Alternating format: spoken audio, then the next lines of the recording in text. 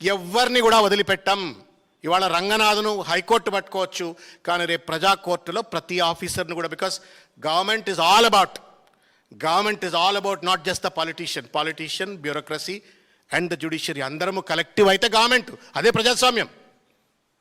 రేవంత్ రెడ్డి ముసుగులో ఇష్టం వచ్చినట్టుగా డ్రామాలు ఆడతామంటే ఏ అధికారిని కూడా వదిలిపెట్టము.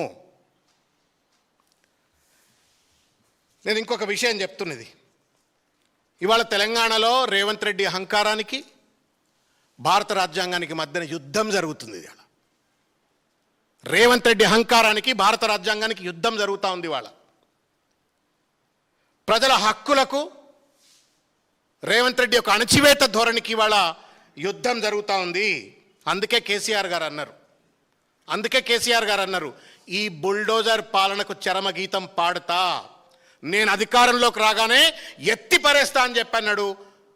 థ్యాంక్స్ టు హైకోర్టు, వాళ్ళే ఇవాళ రంగనాథ్ను పక్కకి ఎత్తి పడేసిండ్రు. నేను అడుగుతా ఉన్నాను ఇవాళ కొన్ని విషయాలు. రాజ్యాంగం మీద ప్రమాణం చేసి ముఖ్యమంత్రి అయినట్టుగా రేవంత్ రెడ్డి, రాజ్యాంగం మీద ప్రమాణం అంటే సొల్లువాగడు కాదు, ప్రజలతో చేసుకున్న ఒప్పందం అది. ఆత్మతో కోటాను కోట్ల మంది ప్రజల ముందు చేసుకున్నటువంటి ఒక ఒప్పందం అది, ఒక కాంట్రాక్ట్ అది. దాన్ని వాళ్ళను ఉల్లంఘిస్తున్నావు. చట్టాన్ని అమలు చేసేవాడే ఇంత పెద్ద ఎత్తున చట్టాన్ని ఉల్లంఘిస్తూ వస్తే 63 కంటెంప్ట్ కేసులు ఈయన మీద. సామాన్య పౌరుడి కోర్టు మీద ఏం గౌరవం ఉంటుంది? లా అండ్ ఆర్డర్ మీద ఏం గౌరవం ఉంటుంది? ఓ గంజాయి అమ్ముకుంటానికి ఎందుకు గౌరవం ఉండాలి కోర్టు ఆర్డర్ మీద? ఓ డ్రగ్స్ అమ్ముకుంటానికి కోర్టు ఆర్డర్ మీద ఎందుకు గౌరవం ఉండాలా? లేకపోతే రోడ్డు మీద చాకు చర్పట్లు కొట్టేటోడికో లేకపోతే హఫ్తాలు వసూలు చేసేటోడి కోర్టుల మీద ఎందుకు గౌరవం ఉండాలా? ఇఫ్ అన్ ఐపీఎస్ ఆఫీసర్, 3 సింహాల టోపీ పెట్టుకున్న ఒక ఐపీఎస్ ఆఫీసర్కు, ఒక ఏసీపీకో, ఒక సిఐకో, ఒక ఎస్ఐకో ఒకవేళ చట్టం మీద గౌరవం లేకపోతే సామాన్య జనంకి ఎందుకు గౌరవం ఉండాలా?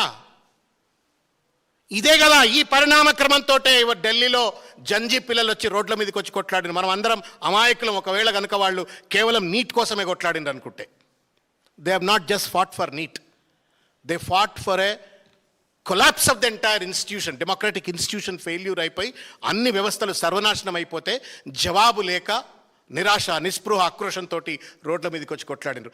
ఇంకా కూడా బుద్ధి తెచ్చుకోకపోతే ఎట్లా రేవంత్ రెడ్డి గారు?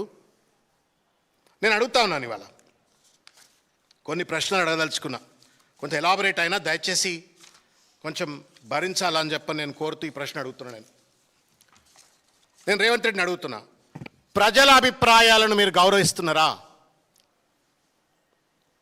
ప్రతిపక్షానికి, ప్రజాస్వామ్యంలో ప్రతిపక్షం ప్రభుత్వ పక్షం రెండిటికి సమాన హోదా ఉంటుంది. ప్రతిపక్షం లేవనెత్తున్న అంశాల పట్ల నిజమైనటువంటి ఒక రీతిలో గౌరవిస్తున్నారా? కోర్టు ఆదేశాలను, కోర్టు రాజ్యాంగ స్ఫూర్తిని మీరు పాటిస్తున్నారా? పేదల హక్కులను మీరు కాపాడుతున్నారా? మీరు తీసుకుంటున్న ప్రతి నిర్ణయానికి జవాబుదారీతనంతో ఉన్నారా? మీపై వస్తున్న విమర్శలను పాజిటివ్గా స్వీకరిస్తున్నారా అంటే లేదు.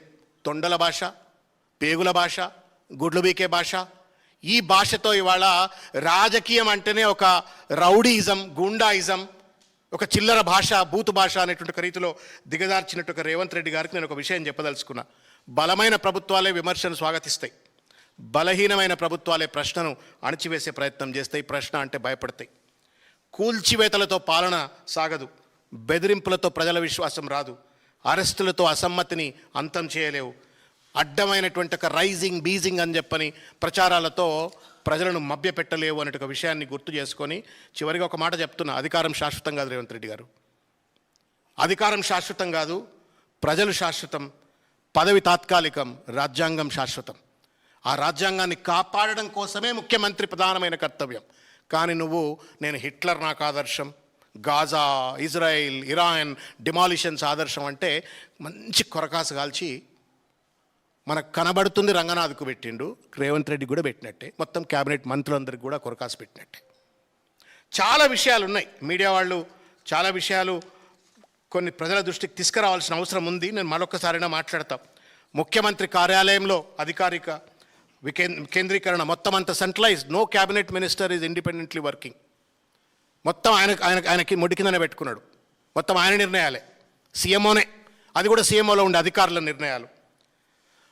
మంత్రివర్గంలో చర్చలు లేవు, చర్చకు ముందే భారీ ప్రకటనలు చేసి పడేస్తాడు, ప్రజాభిప్రాయం లేకుండా కీలక నిర్ణయాలు తీసుకుంటాడు. హైడ్రా లాంటి ఒక రాక్షస సంస్థలకు విస్తృతమైన అధికారాలు ఇచ్చేసి ఒక విచ్చలవిడి దోపిడీ పాలనకు, అవినీతి పాలనకు ఇవాళ స్వీకారం చుట్టిండు. మూసి ఇట్లా చెప్పుకుంటూ పోతే ఒక 100 కేసులు ఉన్నాయి ఇట్లా రేవంత్ రెడ్డి గారు చేసినట్టు ఒక నిరంకుశమైనట్టు ఒక తీరు. కాబట్టి ఈ నిరంకుశ పాలనకు, ఈ రాక్షస పాలనకు, రంగనాథ్ రూపంలో హైకోర్టు తీర్పిచ్చినప్పటికీ కూడా రేవంత్ రెడ్డి యొక్క నిరంకుశత్వాన్ని బయటపెట్టినట్టుగా భావిస్తూ నేను 2 ప్రధానమైన డిమాండ్లు చేయబోతున్నా. రాజ్యాంగానికి రేవంత్ రెడ్డి అహంకారానికి జరుగుతున్న యుద్ధంలో రాజ్యాంగం తప్పనిసరిగా గెలుస్తుంది, దేర్ హో సక్తా అందేర్ నీ హోతా. కానీ ఈ మొత్తం యుద్ధంలో బలి పశువులు అయినటువంటి ఒక పేద ప్రజలను ఆదుకునే బాధ్యత ఇవాళ రేవంత్ రెడ్డి గారి పైననే ఉంది. ఎందుకంటే ఆయన ఇచ్చిన ఆదేశాల మేరకే హైడ్రా వచ్చింది, ఆయన ఇచ్చిన ఆదేశాల మేరకే రంగనాథ్ విధ్వంసాలు చేసిండు. ఆ విధ్వంసాల ఫలితంగా ఇండ్లు కోల్పోయి బిచ్చగాళ్ళు అయిపోయి నానా ఇబ్బందులకు గురవుతున్నటువంటి ఒక ప్రజలను ఆదుకునేటువంటి ఒక రాజ్యాంగపరమైన విద్యుత్ ధర్మం రేవంత్ రెడ్డి పైనే ఉంది. ఆయన జేబులకెళ్ళి ఏమి ఏమంటలే, నేను ఆర్ఆర్ ట్యాక్స్లకు వెళ్ళి రేవంత్ రెడ్డి డబ్బులు ఇవ్వాల్సిన అవసరం లేదు. ఆయన వసూళ్లు చేసిన ఆర్ఆర్ ట్యాక్స్లకు వెళ్ళి at least from the public Exchequer ఎక్కడెక్కడ డిమాలిష్ చేసినావో ఆ కంపెన్సేషన్స్ అన్ని కూడా ప్రభుత్వమే భరించాలని చెప్పని కోరుకుంటూ ముగిస్తా ఉన్నాను. ధన్యవాదం. Thank you.